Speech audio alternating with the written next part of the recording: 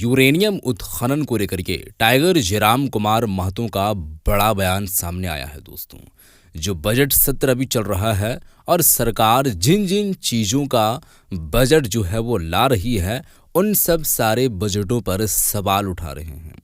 अभी कृषि विभाग का जो बजट निकल करके सामने आया है, अभी चूंकि वो ऐलानिया तौर पर ऐलान किया गया है, धरातल पर उतारना, उसे काम करना, उस जो है वो योजना को, या यूँ कहें तो उस फंड को, उतने राशि को जनता तक पहुंचा पाना, ये देखने वाली बात होगी। लेकिन अभी ये सराहनीय काम है।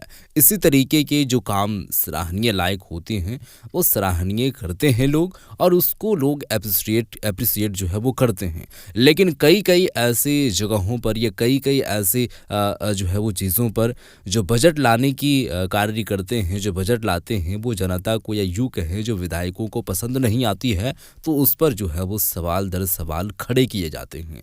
इसी बात पर किन किन मुद्दों पर बात उठाए हैं टाइगर जयराम कुमार महतो, जिसे सुनने के बाद जो आम जनता है, जिसको ये आस है, वो उनका जो है वो एक तरीके से देखा जाए तो रिएक्शन क्या सामने आएगा इस वीडियो को देखने के बाद, वो जब भी आप जान पाइएगा, जब आप इस वीडियो को देखिएगा दोस्तों। तो मैं आपसे रिक्वेस्ट करता हूं कि इस वीडियो को आखिर तक देखें। तमाम तर जानकारियां आप लोगों तक हम पहुंचाने की कोशिश कर रहे हैं। पहले आप इस वीडियो को देखें, उसके बाद हम आगे की बहुत सारी बातें करेंगे। जिस मुद्दों पर ये बात की गई है, उन मुद्दों पर हम बात उठाएंगे और बात बोलेंगे। पहले आप ये वीडियो को देखें दोस्तों। समय का थोड़ा ख्याल रखिएगा जयराम जी। ठीक है सर, एक सेकंड। मान्य सदस्यगण, सभा की सहमति हो तो सभा की कार्रवाई समाप्त होने तक समय बढ़ाया जाए। बोलिए। धन्यवाद अध्यक्ष महोदय।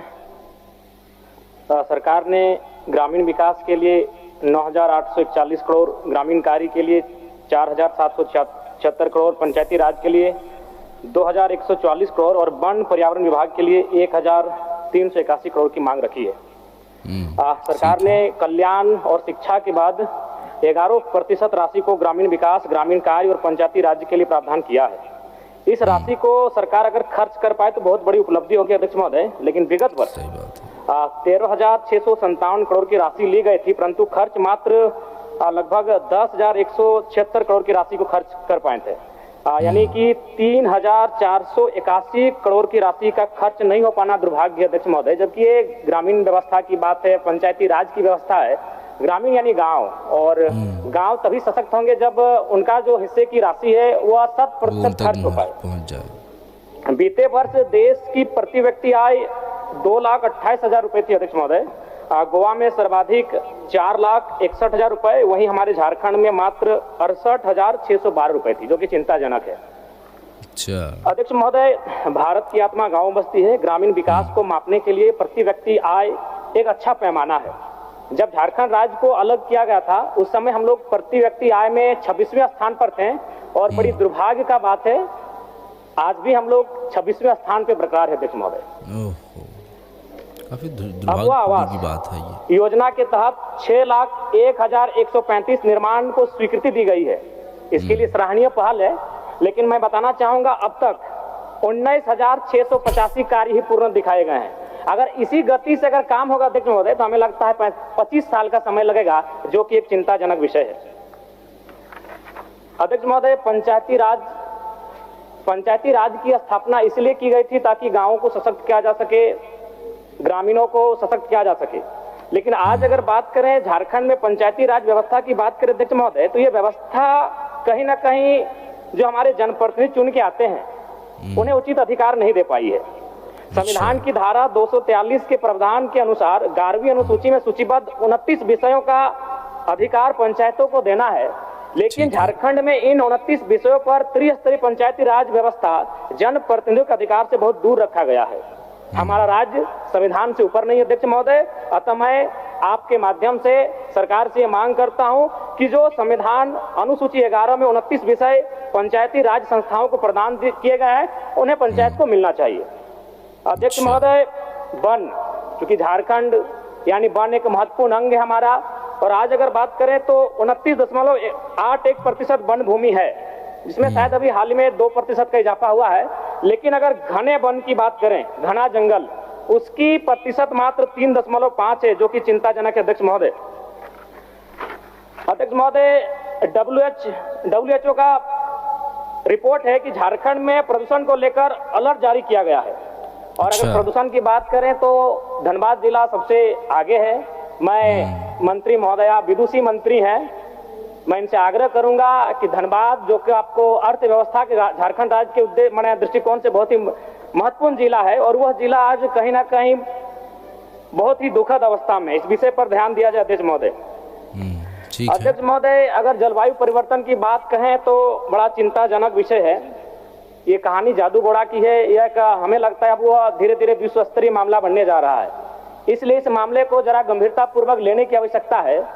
क्योंकि हमारी बड़ी बहन मंत्री महोदया इस विभाग की मंत्री हैं, वो एक स्त्री हैं, शायद भली भांति पीड़ा को समझेंगी। एक सर्वे की रिपोर्ट कहती है कि जादूगोड़ा के लगभग 1 दर्जन गांवों का सर्वे किया गया है। वो सर्वे की रिपोर्ट कहती है कि 47% महिलाएं मां बनने की क्रिया की इच्छा जागृत नहीं कर पाती हैं। यानी मां बनने की जो क्रिया है उस इच्छा को जागृत नहीं कर पाती हैं। वो रिपोर्ट कहती है 47%। 30% जो महिलाएं हैं अध्यक्ष महोदय, उनमें गर्भपात हो जाता है। कारण क्या है ये सबको मालूम है, यूरेनियम का खनन और उसके रेडिएशन से जो प्रभाव पड़ता है, कहीं ना कहीं जादूगोड़ा के जो जीवन है उसे अस्त व्यस्त करके रखा गया। अध्यक्ष महोदय, और अध्यक्ष महोदय ये थोड़ा सा काफी गंभीर विषय है, कीजिए या हंसिए या अपने दुर्भाग्य को कोसिए, एक बड़ा विचित्र विषय सामने आता है। अध्यक्ष महोदय, जादूगोड़ा की यूरेनियम खानों से निकाला जाने वाला प्रारंभिक ईंधन, जिसे येलो केक भी कहा जाता है, परिशोधन के लिए हैदराबाद स्थित ईंधन प्रक्रिया केंद्र भेजा जाता है, जहां यूरेनियम की छड़ें बनने के बाद शेष रेडियो एक्टिव कचरे को पुनः 1500 किलोमीटर दूर लाकर जादूगोड़ा के गांव में बिखेर दिया जाता है। अध्यक्ष महोदय, ये तो वही हुआ ना कि आप रांची से जाकर धनबाद में केला खरीदें, केला को लाकर रांची में खाएं और फिर छिलका आप धनबाद को सौंप दें। कारण क्या है? ये बहुत गंभीर विषय है। अगर इन विषयों पर हम लोग चर्चा नहीं करेंगे और उन विषयों का समाधान नहीं करेंगे अध्यक्ष महोदय, तो हमारे हिसाब से बहुत ही दुर्भाग्य का विषय अध्यक्ष महोदय। अतः मैं आपके माध्यम से सरकार को ये कहना चाहूंगा कि जादूगोड़ा का जो विषय है अत्यंत ज्वलंत विषय है, इसके निराकरण की दिशा में सदन को, सरकार को बढ़ने की आवश्यकता है। मनरेगा, क्योंकि एक माननीय सदस्य, एक और मौका मिलेगा, और मौका 30 सेकंड मनरेगा बोल दे, 30 सेकंड दे दीजिए ना। मनरेगा में अभी केंद्र सरकार के माध्यम से 245 रुपए मानव दिवस है और झारखंड सरकार उसमें 27 रुपए एक्स्ट्रा दे रही है, यानी 272। अगर 100 दिन के आंकड़े को ले लिया जाए तो 272 × 100 यानी 27,000 के आसपास होता है।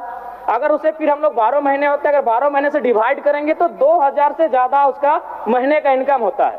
इससे क्या होता है कि नरेगा का काम लोग करना नहीं चाहते हैं, तो जब नरेगा का काम करना नहीं चाहते हैं, यही करप्शन सृजन होता है। क्या करते हैं? वह जेसीबी के माध्यम से काम कराते हैं, फर्जी तरीके से लेबर का रजिस्ट्रेशन करते हैं और यहीं से एक लूप होल मिल जाता है जिनको करप्शन करना होता है। इसलिए मैं ये मांग करूंगा कि जो मनरेगा का विषय है और मजदूरों का जो न्यूनतम दर है उसे कम से कम एक अकुशल मजदूर का आज के डेट में लगभग 400 से ज्यादा उनका दर है अध्यक्ष महोदय। तो अगर उस दिशा में अगर मनरेगा की योजना को लेकर हम आगे बढ़ेंगे तो शायद मजदूरों के साथ एक न्याय हो पाएगा। धन्यवाद अध्यक्ष महोदय, बहुत बहुत धन्यवाद। चलिए ठीक है, तो इन सब सारे विषयों पर जो है वो आवाज़ उठाए हैं। धनबाद जो है वो अगर आप बात कहें तो देखिए दोस्तों, प्रदूषण के मामले में पहले नंबर पर ठहराया गया है। ये सुनने में आ रही है, माननीय विधायक जी का बयान है। अलर्ट शायद झारखंड में जारी हो चुका है। अब यूरेनियम उत्खनन को लेकर के बात उठाए हैं, ये काफ़ी गंभीर विषय एक्चुअली में। ये अगर आप दूसरे दृष्टिकोण से देखने की कोशिश करेंगे और उसको आप भांपने की कोशिश करेंगे तो आपको ये बात मालूम चलेगी कि दुनिया ये प्रगति जो है वो प्रगति की ओर कैसे बढ़ रही है, दुनिया तरक्की कैसे कर रही है। एक जो है वो पीढ़ी दर पीढ़ी जैसे गुजरती है और जैसे उसमें जो है वो एक नए रूप उधारण करती है और नए रूप उधारण तभी करती है जब पीढ़ियाँ आगे बढ़ती है, आगे की ओर जो है वो बढ़ते हैं, तो लोग जो है वो यानी कि अगर देखा जाए तो टेक्नोलॉजी के मामले में अभी जो इतना जो आगे बढ़ रही है, पहले नहीं था अब बढ़ रही है, आगे फ्यूचर जैसे जैसे आगे बढ़ेगी तो वैसे वैसे और भी इजाफा होगा, ये बात आपको जाननी पड़ेगी।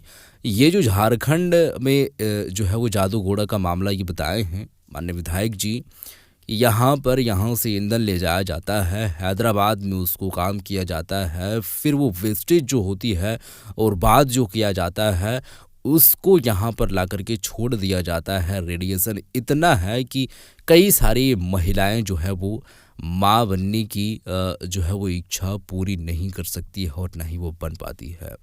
तो ये जो है वो एक सोचने वाली बात है और इस पर ज़रूर चाहिए कि सरकार को जो है वो काम करनी पड़ेगी और ये काम जो है वो करने के साथ साथ में ये जो है वो मामला पेश ना आए, इन सब सारे विषयों पर चर्चा करना बहुत ज़्यादा ज़रूरी है दोस्तों।